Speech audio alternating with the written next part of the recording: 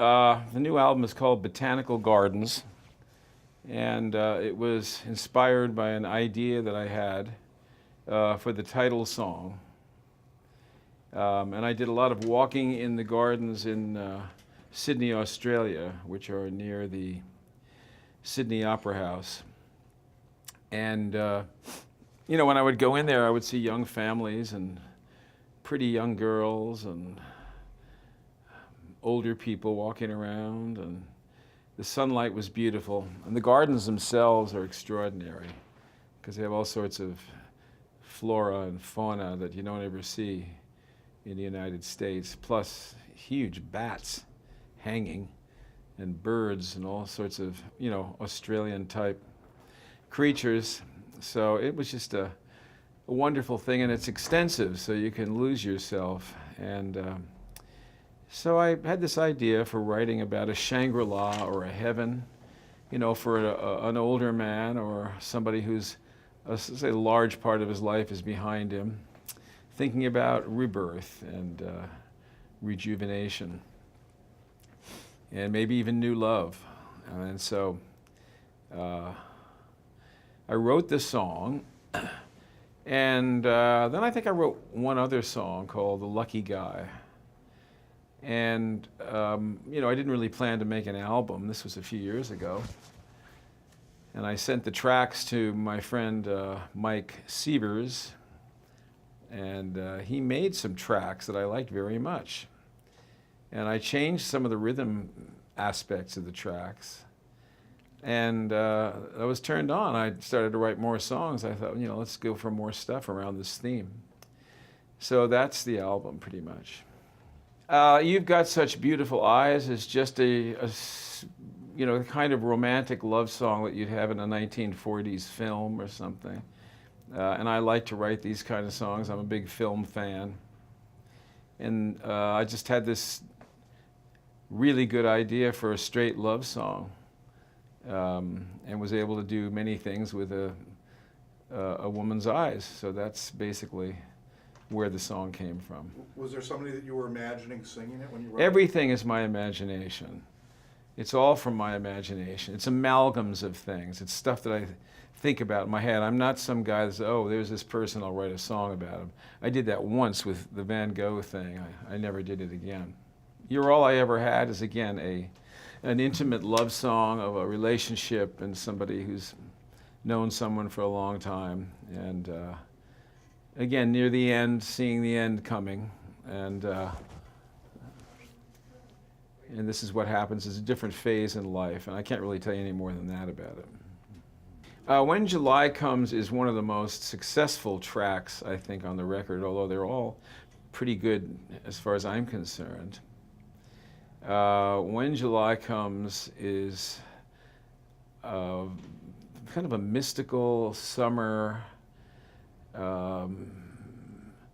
song, but it's very intense and it's dramatic because the summer goes so fast and the summer of life goes so fast.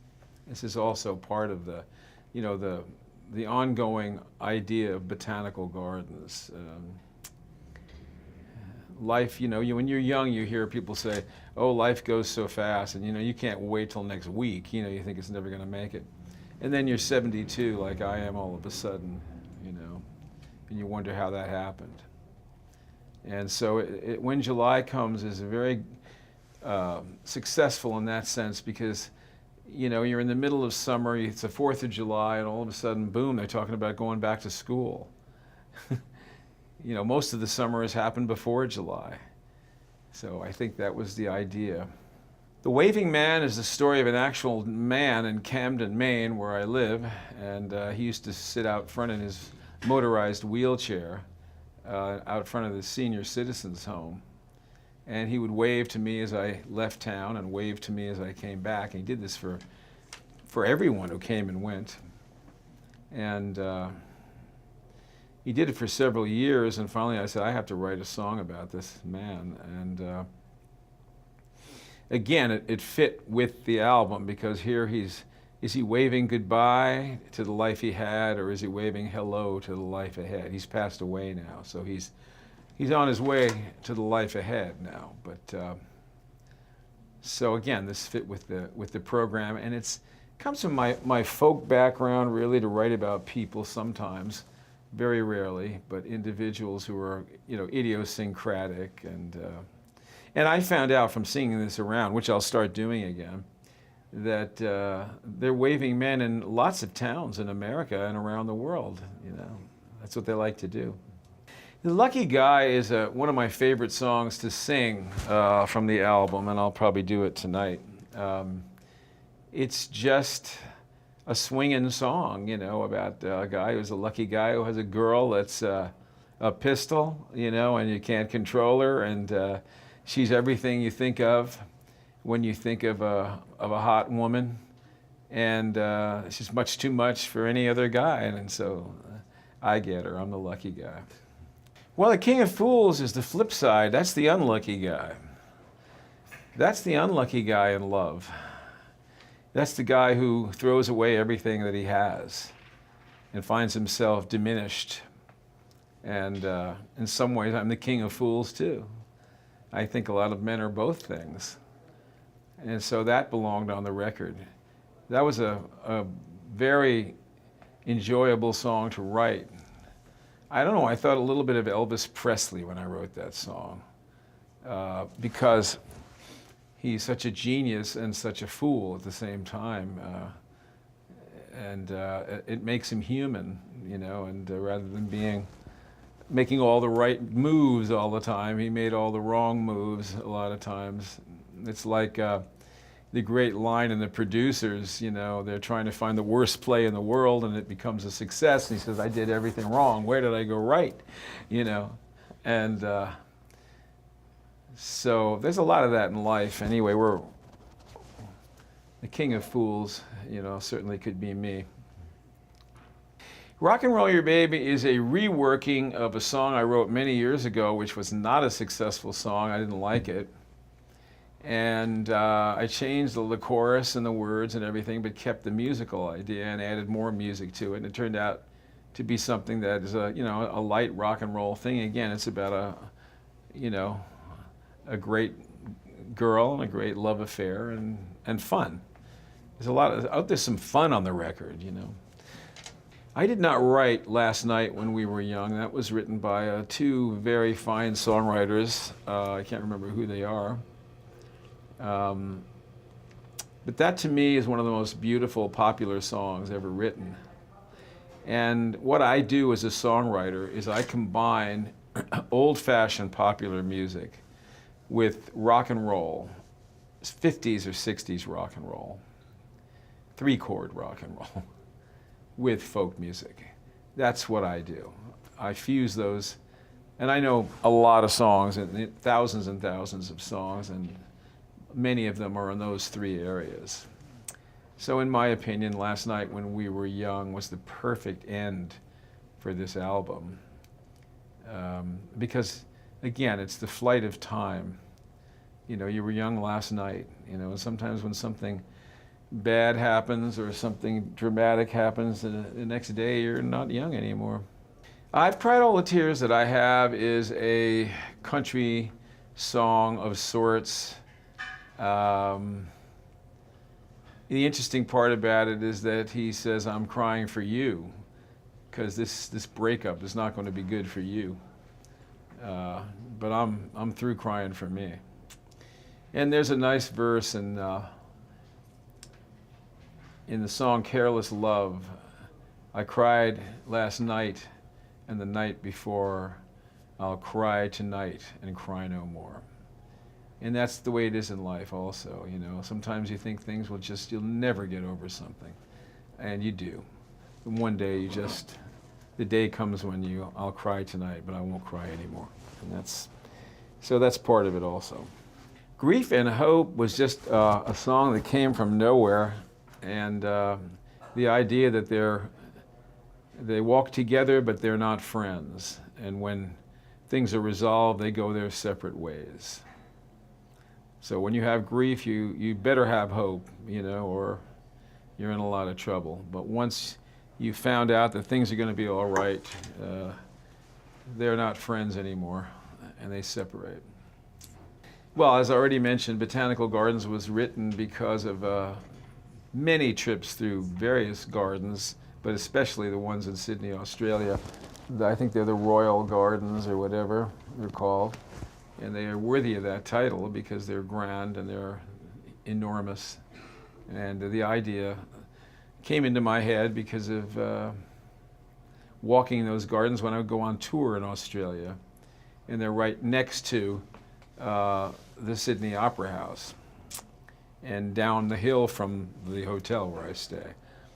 And it seemed like after I wrote the song, I didn't really realize, but I was writing about heaven or some sort of Shangri-La, because, you know, some people have an out-of-body experience. They say they don't want to go back. People, they're being called back, and they say, I don't want to go back, and then they go back. And so it's kind of like that. The gates are closing, and the man says, you know, do I have to decide? Do I want to stay here or go back to the world? And I like the idea of the garden being right in the middle of the city, because the city is so loud and cruel, and so he has to make the decision to leave this beautiful place and go back into this place that doesn't really have a lot of humanity. Ain't She a Honey is another song that is a big surprise. I don't know how I wrote that song. I don't know where those lyrics came from. I had so much fun doing it. And Vip Vipperman, who's in my band, who's a great guitarist and songwriter and a southern slide guitar player, just really distinguishes himself on that particular song. But it's a cool little record. It really is. The total eclipse of the sun is a true story. I was crazy about this girl in high school, and I was very vulnerable, and she was, you know, it was in the summer, and invited me out to her place. She had this big house out on Long Island, and once I got there, she broke up with me, and I had to stay there the whole weekend, and I was miserable, you know. She wasn't even around. It was very cruel, and I got back home and sort of was, you know, and what was that about? You know, I felt very uncomfortable and very unwanted. And I wasn't the point where I'd be now, where I'd be annoyed, but I was just hurt. And I thought about that for years. 10 years later, I went to buy a present for my mother in Bloomingdale's in New Rochelle, and there she was behind the counter. I was famous. I was a millionaire. She still scared the crap out of me. So I learned a lot about myself and about a lot of things, and I thought about it for a long time, and I wrote this song. That eclipse happened on that Saturday. I think it was July 23rd, 1963. What I think that you will find is that my approach is still fearless and muscular, and it's not weak, and my singing is, you know, in top form, I think. The playing, you know, on the part of the people in the studio, the drumming and the rhythms and the piano work, the guitar work, and so on, is all just top flight. And because these are musicians that I've been working with for decades, and you can't get that by just bringing strangers in the studio. Of course, now they don't even bring people in the studio. You know, they email a part in, so we live together, travel together all over the world. So there's that, and then I think there's a cohesiveness to the record and to the songs, and there's a diversity among the songs, which is unusual, and I think there are interesting song ideas, and I think there are interesting melodic ideas, and those are two things that are missing a lot from music now. Well, I've seen so much time pass, and I've seen so many things change. You know, when we were young in the 60s and the 70s, we had a lot of great songwriters around who were all young, and we were all drawing huge audiences, and we were all competing with one another. And a lot of those people have faded away, and a lot of the music that they made is not as important as it seemed at the time. And sometimes music that is made is more important than it seemed at the time. And I've been lucky to have songs that have been continually re-recorded by young artists and that are played constantly. All the songs I've ever put out are played somewhere in the world every day. And maybe only once, but every song I ever did is played on somewhere in some country. So it's not just, and that goes right through to the albums I've made all along. Well, they're I don't like the word cover, but they're recording my work. They're interpreting my work. I'll tell you why. I'm just take a brief moment to say the word cover is used a lot, and really what a cover song was back in the 50s was a way of stopping a black song from getting on the radio. A white group would record the song exactly the same way, so the white version would be the song that the kids liked, and they wouldn't see the black version. So they'd cover it up, basically. So really, you wouldn't call Ella Fitzgerald or Sinatra cover artists. They interpret the American songbook. That's what I do. And that's what they're doing. They're artists who are interpreting the song, and they're doing it very well. Ed Sheeran did a beautiful job. Ellie Goulding did a beautiful job. And James Blake did a beautiful job with singing, and his piano playing, I thought, was absolutely gorgeous. So I'm happy that they're not crummy versions of the song. They're excellent versions. It's a way of life. It's a way of redefining myself on a daily basis rather than allowing myself to slip away. I mean, you know how many people, when they're young, they have dreams and they have hopes and they allow themselves to be ground down and let these hopes slip away, and they settle more and more for things. They become more complacent. They become more defeated. I'm not defeated. I've never been defeated. I never will be defeated. I'm always and any artist who's worth his salt will tell you the same thing. We're always redefining ourselves, reasserting our ideas. And a performance allows you to continue to do that. And I don't use a set list, so I do a different show every night. So it's always flying without a net, and it's always sort of a reaffirmation of who I am. Well, the band doesn't know 10,000 songs, so I've got to make sure that, we do the 100 that, in there that they know, and then I'll throw in 5 that they don't know, and change things around. And, a lot of times what I do now is work on the sound check. At the sound check, I'll work on something, and then I'll work on it the next night, and I'll work on it the next night, and then maybe the 4th night we'll do it. I'll know when they really, feel good about it. Well, we do it the same way. We go in the studio and perform, which is the only way I like to do it. But records are made in a much more, in a colder, more technical way now. With emailing parts in, as I said before. So if I were to work, and then, they can take a performance that I do and then make a techno mix out of it, or make a radio mix out of it, or whatever they want to do, and just hype the hell out of it, which is exciting. I mean, I love it. I don't want to be stuck doing the same thing. But by the same token, what I do is a physical thing. It's not a thing where I'm a lip sync artist and a dancer, who goes in the studio and lets the producer do something, and then I go and put a show around it. No, everything comes from my guitar and my voice and the physicality of what I do. And so that essence has to be maintained, and so that limits me. I can't be doing, records that are not representative of what I am, but I can think them, and I don't mind somebody taking something I did and doing something outrageous with it. That's lovely. I love that. The audiences in the UK have been like family almost to me. They have supported me from day one through ups and downs. If records didn't sell, they were always there. If records did sell, they were there.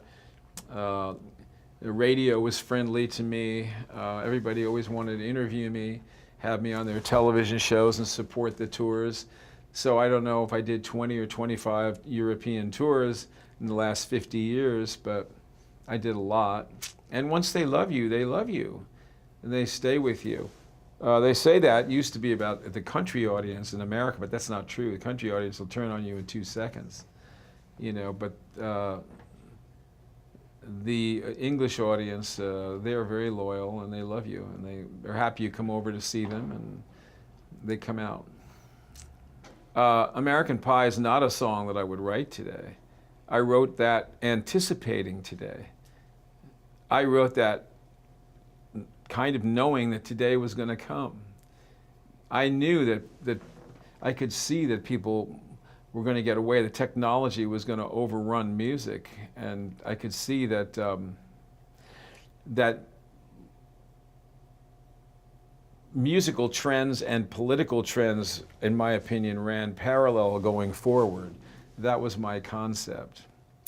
That's probably not true, but it seems true to me. And now you have this particular president, and you have this particular kind of entertainment, which is a loud, garish, non-musical form of entertainment and politics that intertwines with the tabloid world and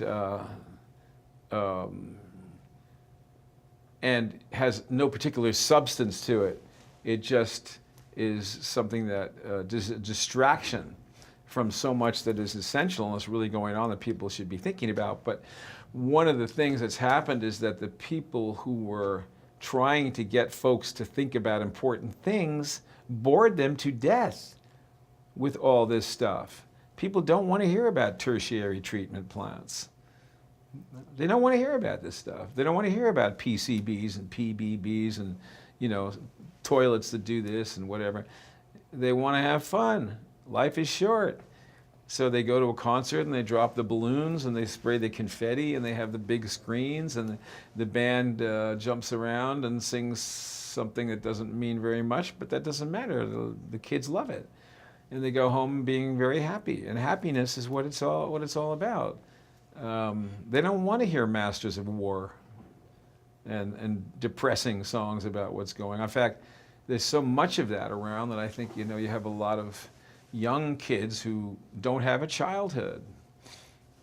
You know, they don't have a childhood. They're immersed in this stuff right away. No good. It's not good. So that was my theory, that politics and today's, you know, entertainment owes more to Liberace than it does to Elvis Presley or Frank Sinatra. Liberace is the king of entertainment. Because all these acts, I don't care who they are, they're doing what Liberace would do much better. You know. What ambitions do I have for the future? Yeah, for yourself. Keep breathing is one of my big ambitions. Stay healthy.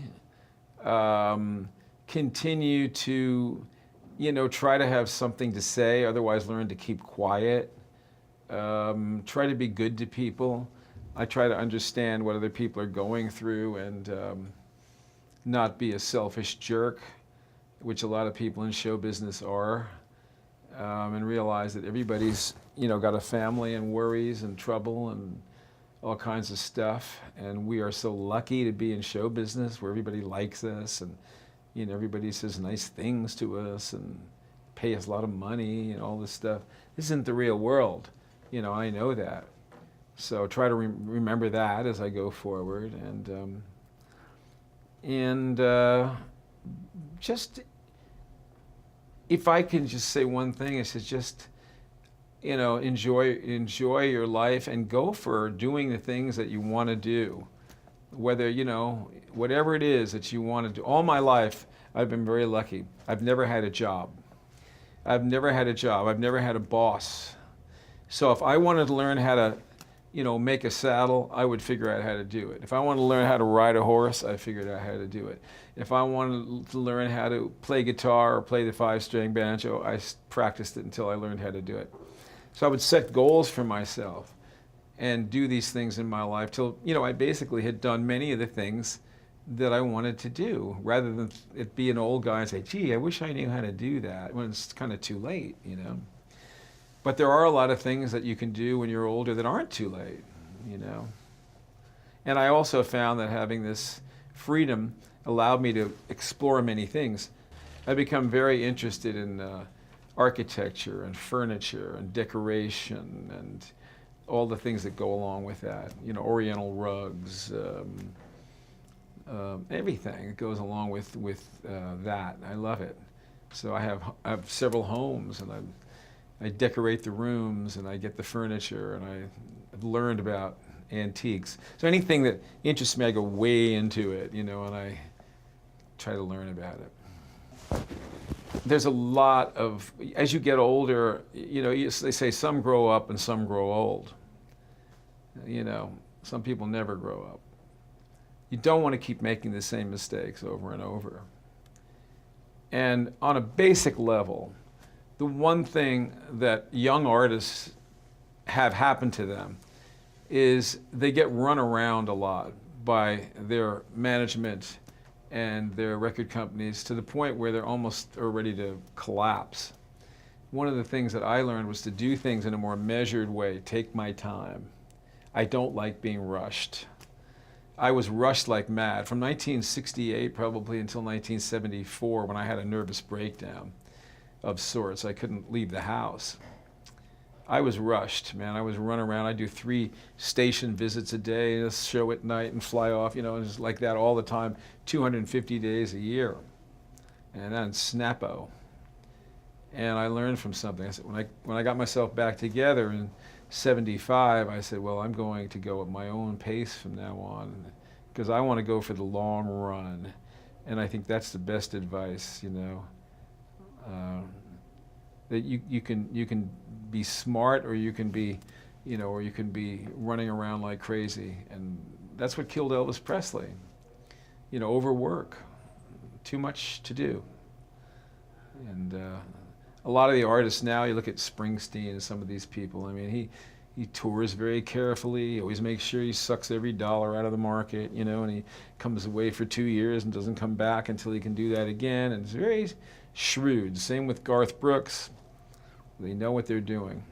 They've learned by the mistakes of other people how to do this at a very high level. And I haven't learned that, but they have. But I have learned to take it easy.